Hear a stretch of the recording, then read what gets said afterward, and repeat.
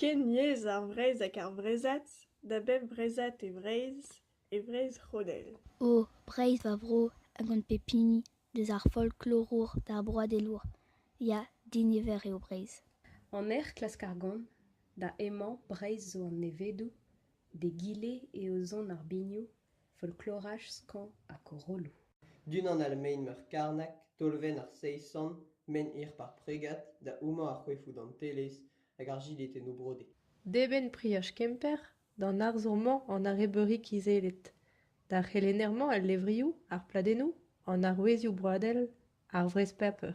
D'ar barzman ar choudon, al lenegi, ar brugeier, ar bal an aour, ar c'hoazhou o kana ar mor o krozal. Dan ar boelour, ar c'hlañioù rasket, a labouadigou, a bigi pesketa, a holfleur hag a sivi. A Breizh an drouizet, a Breizh a politikourien. Ma Breizh din me, neo ket an vrez c'hodel. Va Breizh din me zo unan hag an terri. Va Breizh me zo douar mor ana. Me Breizh zo ene, zo korf, zo spirit, a kalon me gwen. Va Breizh zo i a rose der. I a rose derio, i a rose da c'hoaz. Breizh divarvel. Breizh di varvel. Breizh di varvel.